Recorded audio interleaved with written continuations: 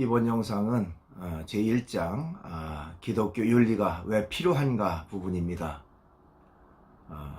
기독교 인성 담당 교수님들이 공동으로 제작한 영상을 올리겠습니다. 여러분 안녕하세요. 2020년 1학기 기독교 가치와 윤리를 배우게 되었습니다. 오늘은 첫 시간이어서 현 상황에 대한 설명을 여러분에게 좀 한 다음에 다른 내용들을 설명하도록 그렇게 하겠습니다. 우선 이렇게 온라인 교육으로 여러분을 만나뵙게 돼서 대단히 반갑습니다. 좀 불편한 사항이 있더라도 지금 코로나 바이러스로 인해서 교육부는 천재지변으로 이것을 간주하기 때문에 여러분이 학교에 나와서 직접 대면식 강의를 듣지 못하는 점을 잘 이해해 주시고 2주 동안은 온라인으로 한다는 것을 숙지해 주면 대단히 감사하겠습니다. 그리고 3주차가 되면 여러분은 이제 학교에서 현 상황을 고려했을 때 강의실에서 대면식 기존 강의를 하기 때문에 상세한 내용은 앞으로 안내를 받게 될 것이기 때문에 걱정하지 말기를 바랍니다. 그리고 평가 방법은 오늘 정확히 이야기하는 것은 아니고 거기에 대한 구체적 내용은 여러분 3주차 이후에 강의실에서 상세하게 설명을 해주고 여러분의 의견도 반영하는 것으로 이렇게 하도록 할 테니까 큰 걱정하지 말기를 바랍니다. 자, 오늘은 간단한 오리엔테이션과 제1과의 진도를 나가야 되기 때문에 여러분이 주로 3학년들이 많을 텐데 과거의 첫 시간은 여러분들이 강의실에서 교수님을 만나고 책을 소개받고 교재를 보여주면서 이렇게 오리엔테이션을 하고 출석 체크를 한 다음에 교수님의 재량에 의해서 첫 시간은 조금 일찍 끝난 경향이 있었죠. 여러분 2년 이상을 다녔기 때문에 그러한 점은 잘 알 텐데 이번에는 온라인 교육이기 때문에 강의만 하는 경우에는 여러분 꼭 50분을 채우도록 되어 있습니다. 47분을 하더라도 그렇게 하면 안 된다고 이렇게 교육부로부터 지침이 내려오기도 했고 수업을 줄여서 하는 경우에는 질문과 토론의 형식을 통해서 실시간으로 여러분의 의견을 받고 담당 교수님이 대답을 해주는 식으로 질의응답을 해야 되기 때문에 그것이 불편해서 오늘은 50분을 전부 다 강의로 충족시키도록 하니까 여러분도 불편하겠지만 가르치는 교수님도 애로사항이 있다는 것을 여러분이 잘 알고 이 점을 숙지해주고 양해해 주기를 바랍니다.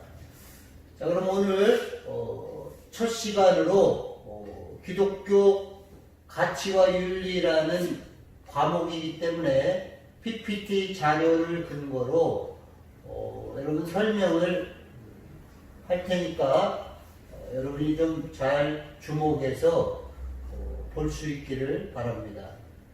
자, 첫 번째 기독교 윤리가 왜 필요한가라는 질문을 던지면서 이 과를 시작합니다.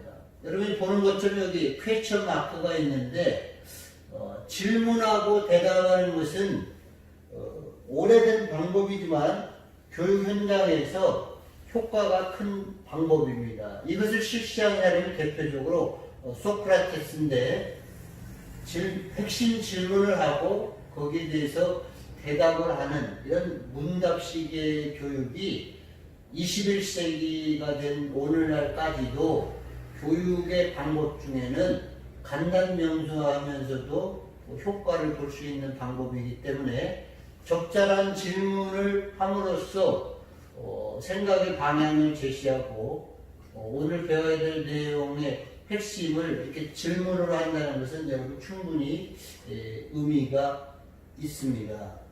그리고 질문의 내용을 보면 그 학습자의 학습 상태나 학습의 수준을 알 수도 있기 때문에 사실 질문을 적절하게 잘한다는 것은 쉬운 일은 아니겠죠. 여러분은 이제 배움의 과정에 있기 때문에 적절한 질문을 적절한 장소에서 잘하는 것도 좀 훈련을 하면 좋겠습니다. 그래서 오늘 1장은 키워드가 기독교 윤리이기 때문에 왜 이것이 필요한가에 대해서 뒤의 내용들을 살펴보도록 하겠습니다. 오늘 여기 보면 사람과 사회를 바르게 읽어내고 올곧게 올바른 방향을 잡고 살아가기 위한 하나의 방법으로서 기독교 윤리가 필요하다는 것을 이야기할 수 있겠습니다. 자, 여기 여러분이 보는 대로 윤리, 신뢰도와 영향력의 중요한 척도, 기준에 대해서 우리가 살펴보겠는데요. 첫 번째, 부패 척결과 윤리적 경쟁력이라는 내용 안에서 여러분도 잘 알겠지만 국제 투명성 기구라는 많이 알려진 기구가 있습니다. 여기에서는 의미 있는 일들을 많이 하는데 그 중에 부패 인식 지수를 나라별로 이렇게 체크를 하죠. 그래서 여기 CPI는 corruption, 부패고요. perceptions, 인식, 지각. 이게 심리학에서는 지각이라는 건데요. 인덱스, 지수, IQ도 몇 이런 것처럼 여러분 이 앞 글자를 땄다는 것을 이해해 주면 되겠습니다. 그래서 이것이 100점 만점 기준으로 했을 때 몇 점에 해당하는가를 보고 나라별로 순위를 보겠죠. 지금 세계적으로는 지금 200개 이상의 국가들이 있는데 국제투명성 기구에서는 조사의 대상국을 180개 나라를 했기 때문에 세계적으로 웬만한 나라는 다 했다고 해도 과언이 아닐 것입니다. 그래서 세계적으로 180개 국가를 조사하는 가운데 사우스 코리아, 북한은 아니겠죠. 사우스 코리아, 한국은 45위를 차지했다는 것입니다. 여러분 이 45위가 어떻게 자랑스러운가요? 전혀 그렇지 않죠. 우리가 OECD 국가이기도 하고 그런데 부패인식 지수는 선진국 수준에도 한참 못 미치는 거라고 볼 수가 있겠습니다. 자, 여기도 밑에 보면요. 자, 정치와 기업 사이의 의심스러운 관계에 대한 평가 점수도 낮은 상태고요. 개선되지 않은 전반적인 부패 수준 이런 것들은 우리가 참고로 해볼 필요가 있겠습니다. 자, 여기 보면 윤리성이 결여된다 이러면서 어떤 사람이나 집단의 위기가 초래될 수 있는데 위기, 위험 이것은 여러 요인들이 있겠지만 그 사람의 윤리적인 면이 결여, 부족하고 충족되지 못하면 문제가 생길 수 있다는 것이죠. 여기 윤리. 여러분 윤리를 좀 쉽게 풀어보자면 한글은 소리 글자이지만 한자는 뜻 글자여서 개념을 전달하는 데는 한자가 꼭 필요합니다. 그래서 이 윤을 보면 사람인변의 이치입니다.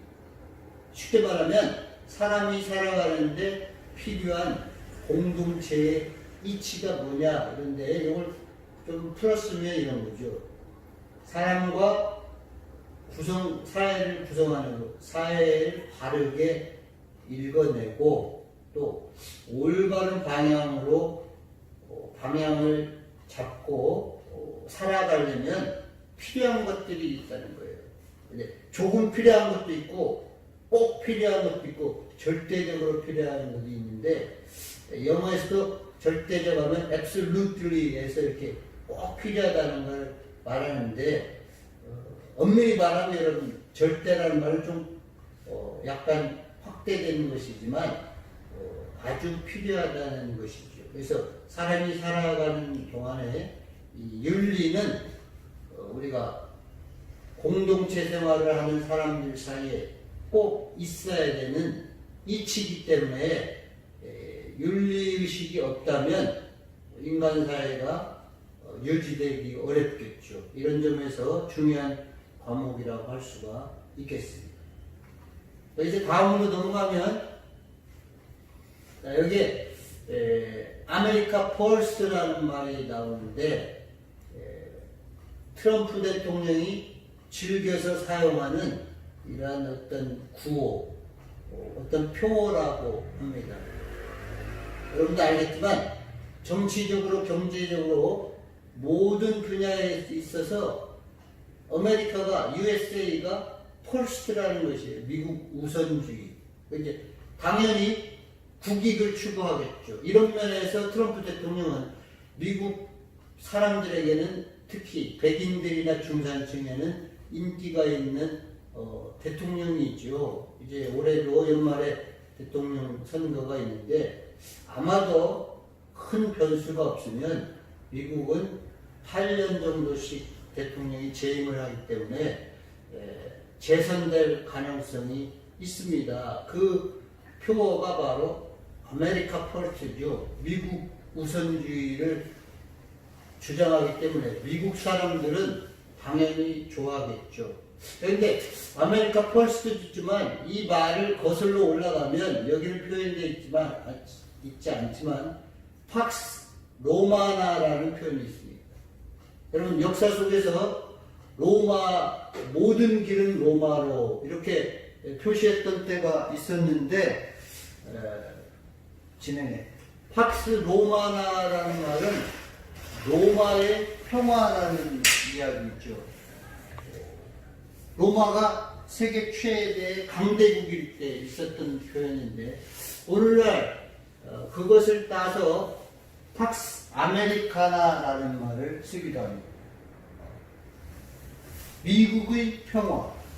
그럼 우리는 여기서 생각이 좀 있는 사람이라면 한국 사람도 팍스라는 말을 쓴다면 뭐라고 할 수 있겠어요?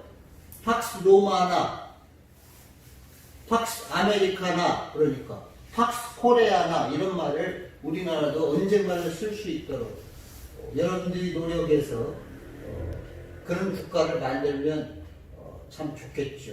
우리의 희망사항이기도 하고 불가능한 것은 아니겠죠. 자, 그래서 자기 나라의 이익을, 국익을 최우선시하는데 이것은 다른 나라를 사실 탓하기가 어렵습니다. 왜냐하면 어느 나라 지도자든 간에 민주주의 국가에서는 국민들에 의해서 선출이 되어야 되기 때문에 자국의 이기주의적인 경향이 있더라도 국민들의 요구사항을 만족시키려면 정치인의 입장에서는 자국의 이익을 최우선시 할 수밖에 없는 거죠. 어떤 경우에는 이것을 최우선시 하기 때문에 전쟁이 일어나기도 하고 인류의 역사는 어떻게 보면 그런 것들이 많이 있어 온 것이죠. 그래서 시장경제와 관련된 급속한 세계화의 현상인데 이 현상으로 인해서 재산, 돈의 양극화 현상이 심화된다는 것입니다. 여러분이 양극화는 알겠지만 양쪽으로 극단적으로 이게 벌어진다는 의미죠. 그래서 우리는 여러분 같으면 금수저, 흑수저라는 말 들었을 텐데 이것도 양극화인 거죠.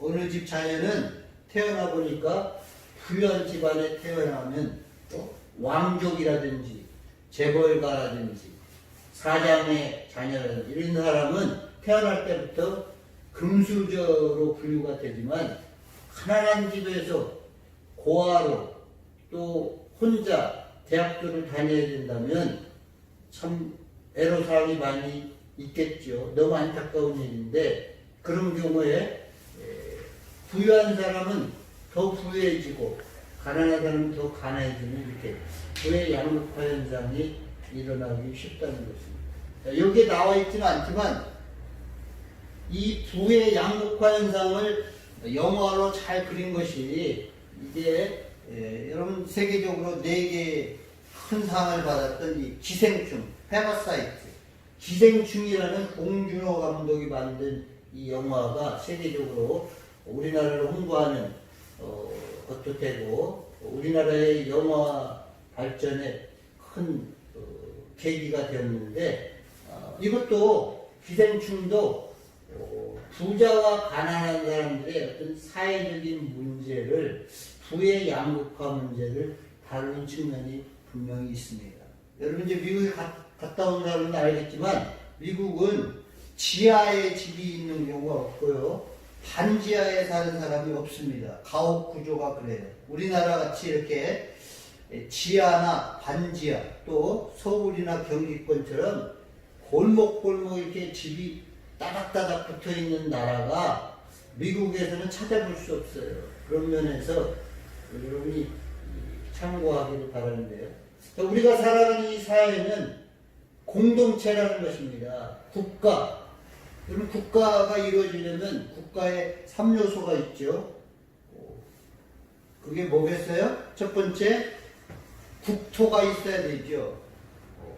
살아가야 될, 국민들이 살아갈 땅이 있어야 되는 것이고, 또 국민과 주권이 이렇게 있어야 되는데, 공동체를 형성하려면 거기에는 이기적이고 동물적으로만 구성원들이 살아간다면 공동체가 유지될 수 없습니다. 파괴되기 때문에 거기에 반드시 윤리적 책임을 물어야 되는 면이 있다는 것입니다.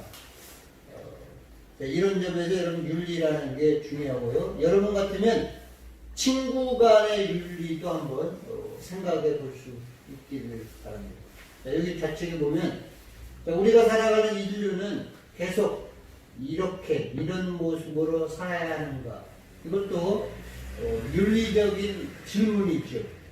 상당히 중요한 질문이고 쉽게 대답하기 어려운 질문입니다.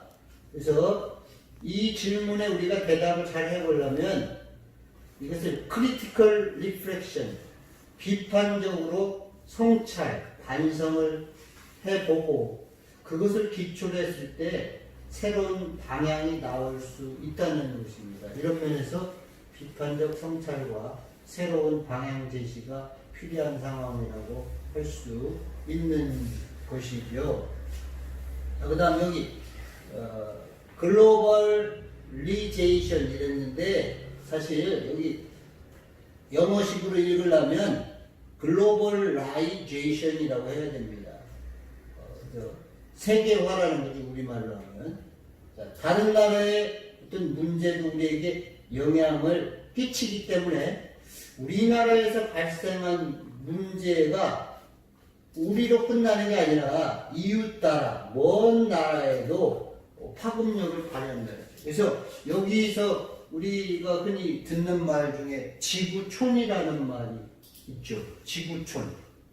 지구가 하나의 마을같이 이렇게 생각된다는 개념이죠. 그래서 오늘날 세계적으로 멀리 떨어져 있는 것 같지만 사실 지구가 크고 넓음에도 불구하고 지구촌이라는 말이 나올 정도로 글로벌화된 세계화된 사회를 살아가고 있고 여러분은 지금 대학생으로서 졸업을 하고 사회생활을 할 때 국내에만 생각할 것이 아니라 세계적으로 안목을 높여서 직장을 구하거나 또 유학을 갈 수 있는 사람은 가거나 또 자기의 기술과 소질을 가지고 다른 나라에 가서도 살 수 있다면 좀 도전해 볼 수 있기를 바랍니다. 공생 공존의 틀에서 지구촌, 여기 지구촌이 나오네요. 미처 보지 못했었는데 지구촌이라는 거시적인 지평을 고려해야 되는 시대가 이미 되었거든요. 그럼 참고로 거시적의 반대말은 뭐죠? 미시적이라는 것도 알아두기를 바랍니다.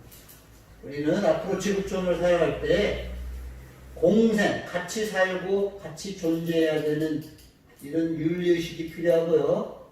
멀리 볼 때 미시적 관점이 아니라 거시적으로 크게 멀리 몇십 년을 내다보고 우리나라만 생각하는 게 아니라 세계의 다른 나라들도 생각하는 이런 거시적인 지평, 생각을 해야 되는 시대가 되었다는 것입니다. 그 다음에요, 윤리적 난제 해결을 풀기 위한 노력들을 한번 보죠. 이게 정의란 무엇인가? 여러분이 이 교육방송이나 어떤 강의에서 또 큰 서점에서 이 책이 한때 베스트셀러가 된대요. 마이클 샌델이라는 하버드 유니버시티 법대 교수님이 책을 한 권 잘 썼는데 그것이 정의란 무엇인가. 그래서 영어로는 What is Justice? 이 책이 쉽지는 않지만 정의 문제를 다뤄서 세계적으로 많이 알려진 책 중에 하나입니다.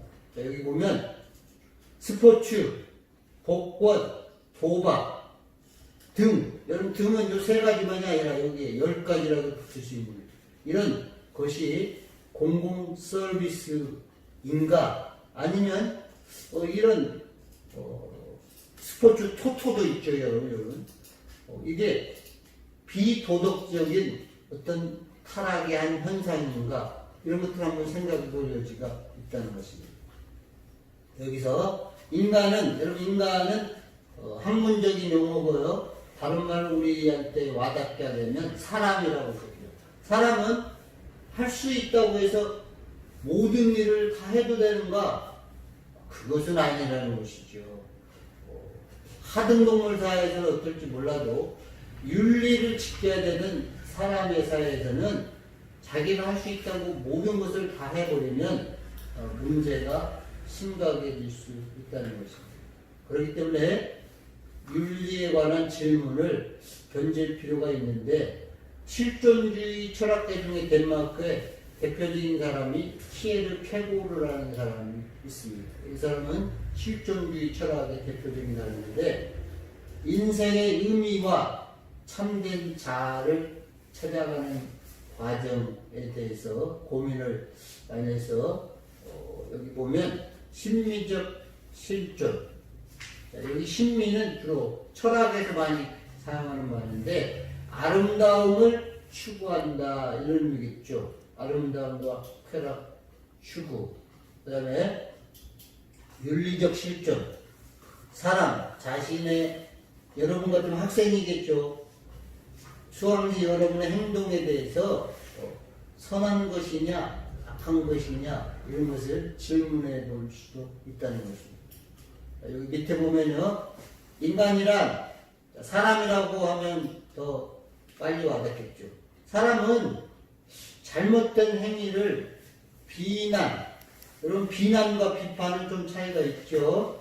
비판은 좀 긍정적인 측면이 있고 비난은 부정적인 측면이 있다고 굳이 이원화해서 분류할 수 있겠습니다. 부정적 의미에 비난을 하거나 금지하는 근거를 제공하는 원리, 이런 원리를 생각하고 고민하는 인격체가 바로 누구예요? 인간, 사람이라는 것입니다. 이런 면에서 인간은 윤리가 필요한 그런 존재라고 할 수 있겠죠. 그러나 아주 하등동물의 세계로 내려가면 윤리가 사실 없습니다. 윤리의식이 존재하지 않죠. 그런 하등동물의 사회는 약육 강식만 존재하죠. 강한 게 다 잡아 먹고 약한 것들은 희생되어야만 하는데 사람 사회에서는 그렇지 않죠. 예를 들면 약한 사람들 누구예요? 장애인이라든지 또 아주 가난한 사람들, 이런 사람들이 다 부자들이 종으로 만들거나 그럴 수 없는 거죠. 우리가 살아가는 사회는 법이 가난하고 약한 사람도 윤리적으로 지켜주는 면이 있는 것이죠. 그 다음, 여기는 조금 내용이 까다롭기는 한데, 그래도 오늘 여러분 좀 지루할지 몰라도 온라인 교육이어서 50분을 해야 됩니다. 그런 점에서 여러분이 이해를 해주기 바라고 조금 어렵지만 설명을 해보도록 그렇게 하겠습니다. 자, 그러면 윤리를 접근하는 데 있어서 윤리 방법론에 두 가지 이상 다양한 어떤 그 견해들이 있을 수 있는데, 견해는 다른 말로 하면 관점이라고 할 수 있어요. 자, 그 방법론을 여기 세 가지 이렇게 하는데, 목적론적 윤리 방법론과 또 뒤에 두 가지 나와요. 자, 첫 번째, 목적론적 윤리 방법론은 누가 주장했냐? 아리스토텔레스라는 천재적인 그리스 철학자가 잘 설명을 하는데요. 만물, 우리 주변에 있는 모든 사물을 말하죠. 이 세상에 존재하는 만물은 자기가 존재하는 목적에 의해서 움직인다. 이때 목적은 무엇인가? 목적이란 사람이 무엇인가를 성취해야 할 것이고, 성취는 곧 선이라는 생각의 관점을 가지고 있어요. 그리고 여기에 목적, 자기에게 주어진 목적을 실현하고 이것을 선을 이룸으로써 선을 성취하는 쪽으로 이제 방향을 잡는 것이죠. 자, 아리스토텔레스는 이렇게 얘기했고요. 그 다음에 제레미 벤담이라는 사람은 공리주의라는 것을 자기 이론으로 제시했는데, 아마 이것은 여러분 개입 시험 준비할 때 벤덤의 공리주의 이런 식으로 단답식으로라도 외웠을 거라고 생각합니다. 자, 벤덤의 공리주의는 뭐냐?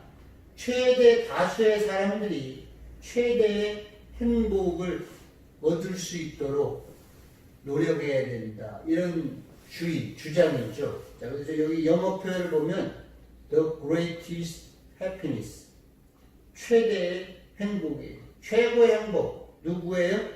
greatest number, 최대 다수. 여기 넘버에 s가 붙어야 되겠죠. 2명 이상이니까. 그러니까 최대한 많은 사람들이 최대한 행복을 누릴 수 있도록 윤리적 뒷받침이 있어야 된다는 거예요. 벤담의 공리주의. 여러분 이거 좀 알아두길 바랍니다. 자, 그 다음 방법이 이제 의무론적 윤리 방법론인데요. 임마누엘 칸트라는 사람이 설명을 하고 있는데요. 여러분, 임마누엘 칸트는 사실 IQ가 220 내외 될 정도로 천재적인 철학자입니다. 칸트는 세 개의 중요한 책을 썼죠. 그게 뭐죠? 순수 이성 비판, 실천 이성 비판, 판단력 비판이라는 책을 썼는데, 이것은 철학도들도 쉽게 이해하기 어려울 정도로 상당히 난해한 책인데, 칸트는 더 많이 알려진 것이 있죠. 여러분 지루할지도 몰라서 얘기했는데, 칸트는 시간을 철저히 잘 지킨 대표적인 사람으로 알려져 있습니다. 그래서 칸트가 산책을 나가면 마을 사람들이 지금이 몇 시다 이것을 알 정도로 칸트는 하루하루 생활을 아주 규칙적으로 시간을 잘 지켰다는 그런 일화들이 있습니다. 자, 이 임마누엘 칸트가 독일의 천재적인 철학자인데, 자, 쾌락이나 행복이 본래부터 선한 것은 아니다. 쾌락과 행복이라는 어떤 조건이나 목적이 도정률이 세워지는 것은 잘못된 것이다. 이렇게 보는 거죠. 그리고 선한 행동, 때로는 고통이 수반되더라도 사회 정의 및 인간으로서 의무를 실현하기에 바르게 행동할 때만 가능한 것이다. 이렇게 말하고요. 도덕적의 근본을 가언명법, 좀 어려운데 좀 다르게 표현하면 이게 뭐뭐라면, 뭐뭐한다면 뭐뭐해야 합니다. 이게 바뀔 필요가 있다는 것이 정언명법으로 무엇을 해야 합니다. 여러분이 영어로 한다면 should죠. should. 해야 한다고 이게 if 조건이고 이 목적어가 나와요. 이 차이가 있다는 줄 말하고. 자, 이걸 다시 정리하면요. 사람이라면 하등동네 아니고요. 윤리의식을 가지고 살아가야 되는 사람이라면 마땅히 지켜야 될 의무. 우리나라 의무가 여러 가지 있죠. 국방의 의무. 우리 남학생들은 나이가 되면 꼭 국가를 위해서 20개월 내에 이렇게 복무를 해야 되는데 이게 국방의 의무 있죠. 또 납세 의무 이런 것처럼 모든 사람이 이성적으로 납득할 수 있는 합리적인 도덕률을 반드시 인정해야만 한다. 이렇게 주장한 것이 임마누엘 칸트의 의무론적 윤리 방법론. 자, 그 다음 기독교 윤리 이전에요. 그 다음 여기 상황 윤리적 방법론 나와 있네요. 세 번째. 자, 어렵기 때문에 빨리 좀 설명하고 넘어가도록 그렇게 하겠습니다. 상황 윤리는 윤리 판단에 있어서 보편적인 개념과 형식을 갖춘 도덕 윤리나 의무보다는 강조점이 뒤에 있죠. 어떤 개개인이 처해 있는 상황. 여러분 같으면 어떤 상황이에요? 지금 코로나 바이러스로 인해서 학교에 나오지 못하고 온라인으로 방에서나 어디 다른 곳에서 강의를 들어야 되는 이런 상황인 거죠. 상황에 따라서 옳고 그름을 판단해야 하기 때문에 어떤 규칙이나 의무를 꼭 표본이 되는 규칙이나 의무를 제시하기는 어렵다고 보는 견해입니다. 상황에 따라 윤리가 좀 달리 해석돼야 한다는 거죠. 그래서 옳고 그름의 결정은 도덕률, 도덕적 계율이나 법률이 아니고 강조점이 이거예요. 상황에 따라서 달라질 수 있다. 그래서 상황 윤리적 방법론 여기에 좀 동조하는 학자들이 여기 조금 어렵긴 한데요. 그리제바하, 본헤퍼, 독일 사람들이에요. 뮬러, 라이놀 지버, 이제 미국 쪽 사람이죠. 플래처 등은 또 다른 여러 학자들이 있다는 얘기예요. 이런 사람들이 상황윤리적 방법론을 지지하는 이런 학자들이라고 할 수 있겠죠. 자, 그 다음에 여러분이 이 과목 배우는 중요한 목적이 이제 여기서부터 나오는 거죠. 우리가 일반 윤리를 배우는 것이 아니라 기독교 윤리를 배우기 때문에 기독교 윤리의 근거가 되는 기준이 어디에 나와 있느냐. 그럼 이 질문에 대해서 힌트를 준다면 가장 많이 팔리기도 하고 내용이 심오한 책이 있습니다. 베스트셀러죠. 그것이 무엇이에요?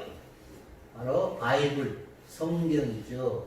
그래서 기독교 윤리는 성경에 제시가 되어 있는데 오늘날의 삶 속에서 여기 상황이라고 할 수 있게 아까 앞에서 말한 것처럼 상황윤리 다양한 질문에 예수 그리스도의 가르침을 체계화해서 보여주는 것이 바로 성경인데 이거 봐요. 성경은 사람을 어떻게 보느냐? 하나님의 형상, 이미지라고 해요. 형상, 이미지를 가지고 있는 존귀한 존재라고 말합니다. 그리고 하나님과 관계성 안에서 사람의 삶이 원칙과 존재를 차지해야 한다고 강조하는데 성경에서 사람은 단순한 사람이 아니에요. 사람 속에 신의 형상이 있다. 이것은 엄청난 것입니다. 자기의 존재가 단순한 사람이 아니고 신의 형상이라는 것이에요. 이런 면에서 사람들은 윤리적 존재로 살아갈 수 있고, 사람은 마땅히 잘못한 그 부정적 파괴에 대해서는 책임을 져야 되는 존재, 그래서 책임적 존재라고 할 수 있겠습니다. 여러분 같으면 이제 대학생으로서 책임적 존재로 살아가려면 어떻게 해야 되겠는지 여러분이 한번 잘 생각해 보기를 바랍니다. 자, 그러면 여러분이 성경은 두 개로 크게 구성되어 있죠. 무엇과 무엇이죠? 구약 성경과 신약 성경으로 되어 있습니다. 그래서 어떤 사람들은 좀 우스갯소리로 구약은 오래된 약이고 신약은 새로 나온 약이라고 이렇게 말하기도 하는데, 구약 성경과 신약 성경에 그 윤리에 관련된 내용들이 좀 다르게 나와 있다는 것입니다. 자, 구약의 대표적인 것은 10계명이 바로 구약 성경의 윤리관을 반영하는 대단히 중요한 것이고, 우리는 너무나 10계명의 말을 많이 듣고 있죠. 자, 우리나라 역사를 보면 고조선 시대에도 여러분 법이 있었습니다. 몇 개나 있었을까요? 오늘날은 법조항이 수십만 개 되기 때문에 법조인들, 판사들조차도 책을 찾아가면서 법전을 보면서 판결을 하는데, 고조선 시대는 놀랍게도 법조항이 8개밖에 없었다는 겁니다. 그래서 8개, 8조 군법인데, 구약의 10계명은 딱 여기서 나타내는 것처럼 10개로 요약되어 있는 거예요. 사람이 살아가는 동안에 10개의 내용만 잘 지키면 공동체를 유지하면서 살아갈 수 있는 시대였다는 것입니다. 그래서 처음 4개는 수직적 윤리관이고, 나머지 6개가 수평적 윤리관인데, 요 수직적은 하나님과, 전능하신 하나님과 이스라엘 백성, 사람 사이고, 뒤는 이웃과의 관계를 말했어요. 첫 번째가 전능하신 하나님 외에 다른 신을 섬기지 말아라. 여기서 유일신 사상이 나옵니다. 기독교를 유일신교라고 말하는 이유는 1번 계명의 근거에서 하는 말이죠. 그 다음에 우상을 섬기지 말아라. 세 번째, 하나님의 이름을 왕명대에 부르지 말아라. 오늘날 우리라도 명예훼손죄나 모욕죄가 실제 있습니다. 개인의 명예나 모욕을 해도 처벌을 받아요, 형사적으로. 말할 필요가 없겠죠.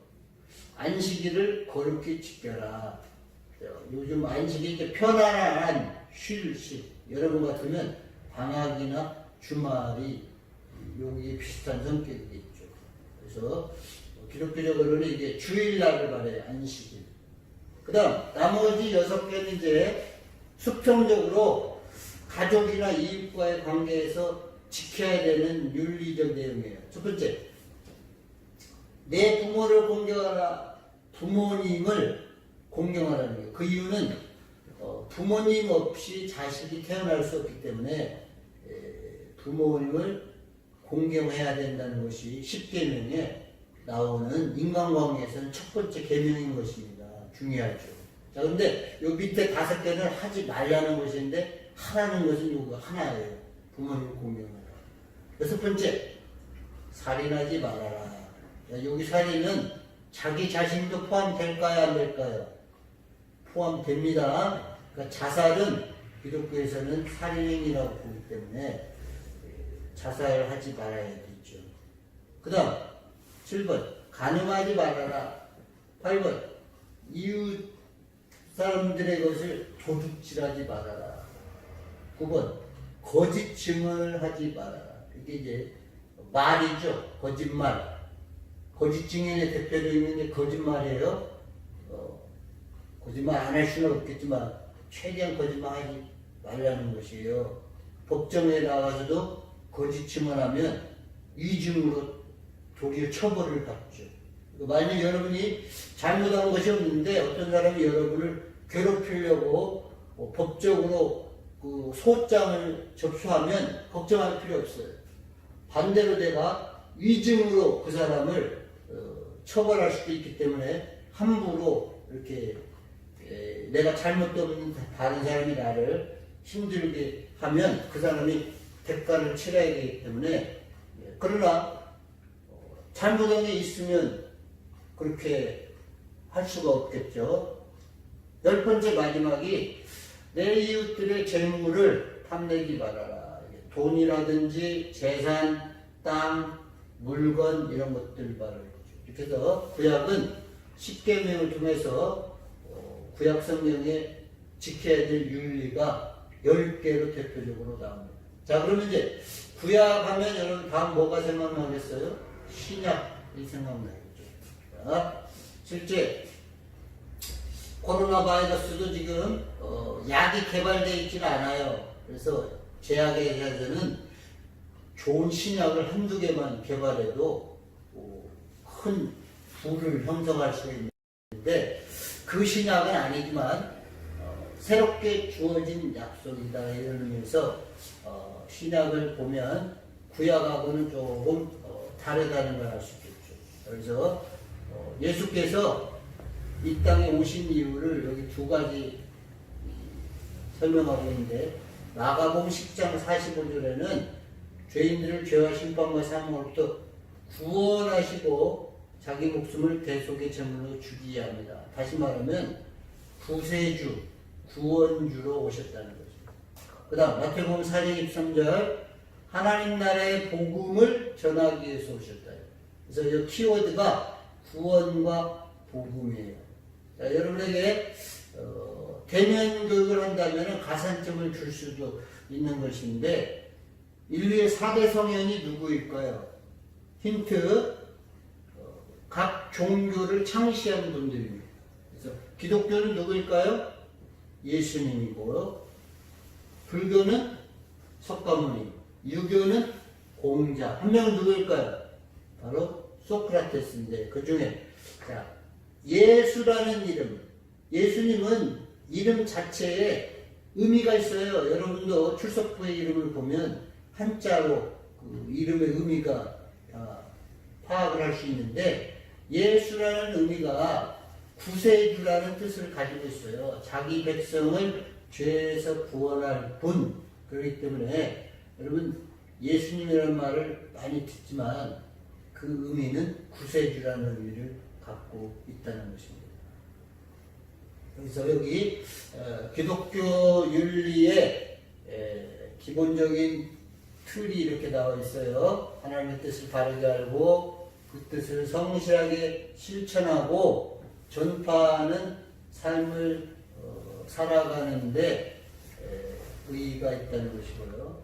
변하지 않는 영원한 가치와 진솔한 교훈, 또 성경 안에서 이런 가치를 발견하고 이것을 현실의 삶 속에서 구체적으로 적용하는 과정, 이런 화살표 방향으로 진행될 수 있다는 것이요. 무엇이요? 기독교의 기본적인 틀이 그렇다는 것이에요. 이제 얼마 남지 않았어요. 여러분 이제 졸지 말고 잘 한번 보도록 하겠습니다. 한국 사회를 향한 윤리적 질문들, 다양한 개인들이 특정한 사회 문제에 대한 갈등 상황을 극복하기 위해서는 무엇이 옳은 일인가, 그리고 how, 어떻게 판단해야 하는가, how, 어떻게 사는 것이 바람직한 것인지를 물을 필요가 있다는데 이게 바로 뭐예요? 이게 윤리적 질문이라는 것이에요. 그 다음 한국 사회가 갈등과 반목을 넘어서 신뢰와 존중의 사회로 가기 위해서는 어떤 것들이 필요할까요? 사람과 사회에 대한 근본적 질문에 근거를 둔 윤리적 질문들을 고민해 볼 필요가 있다는 것입니다.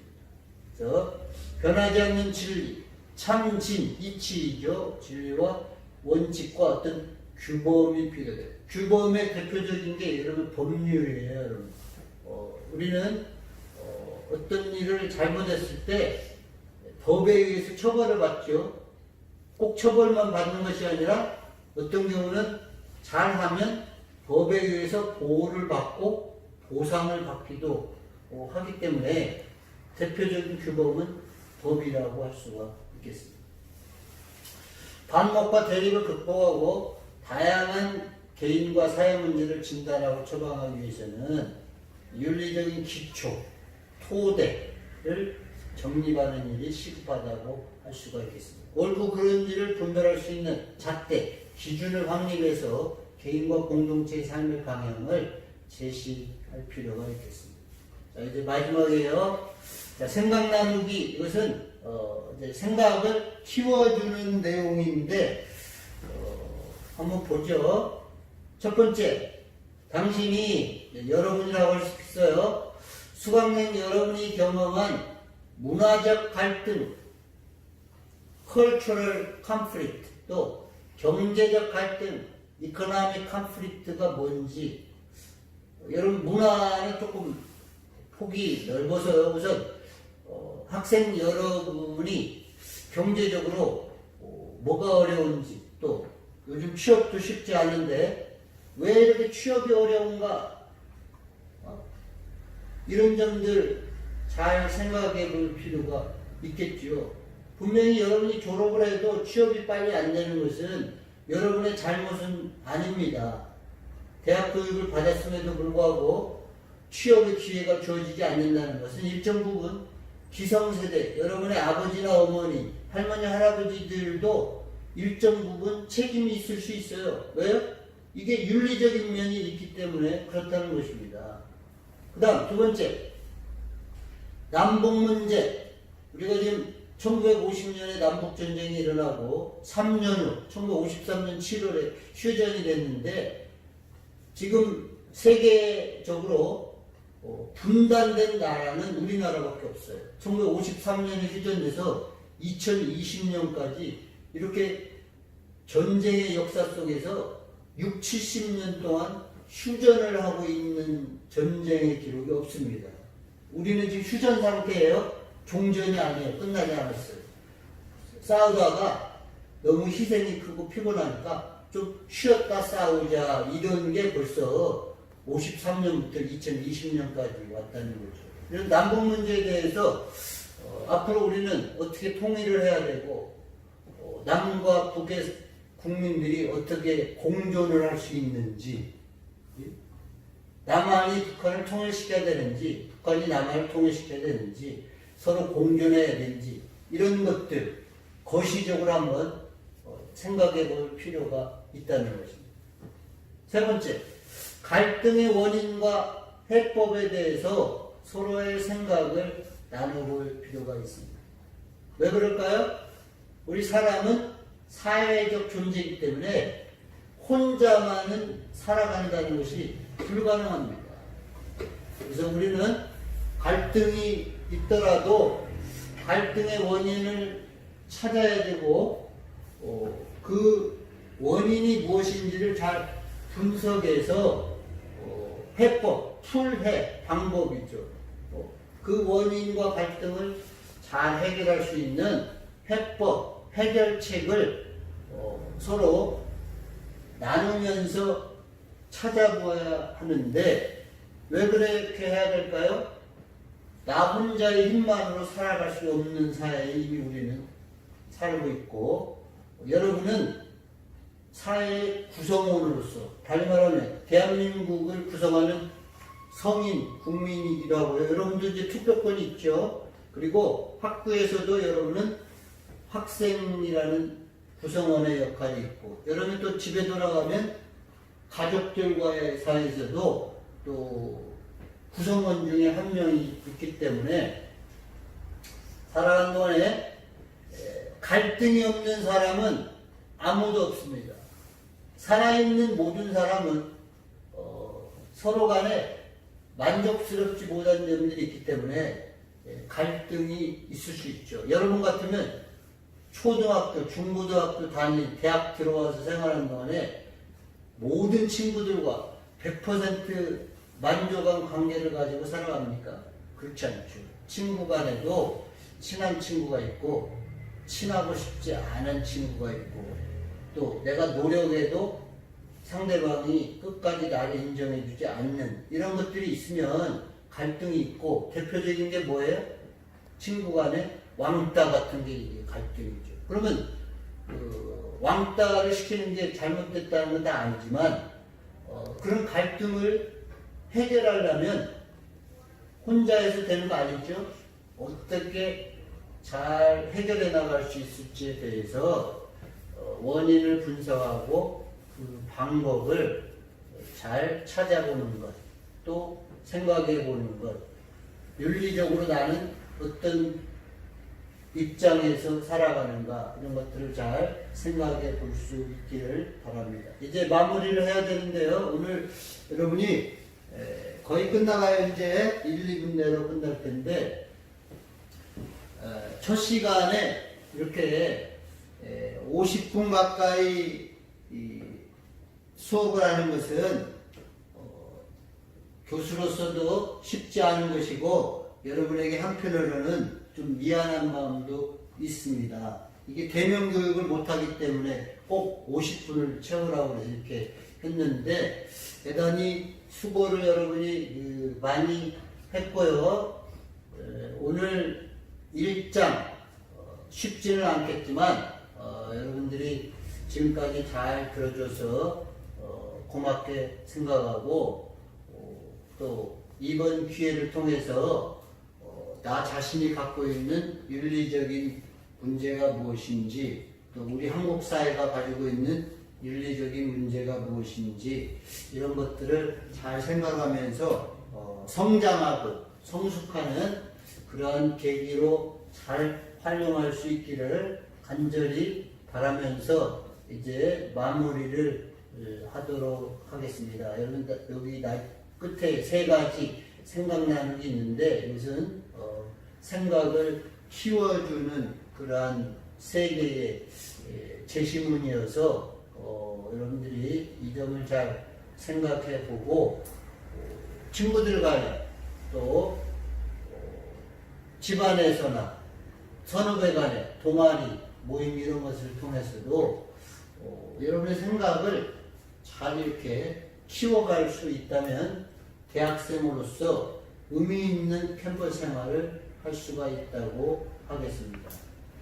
다른 질문 사항은 혹시 있다면 3주차 대면 강의를 할 때 여러분이 해주기를 바라고요. 오늘은 이미 50분이 지났기 때문에 이것으로 마치도록 하겠습니다. 여러분 대단히 수고 많았습니다. 감사합니다.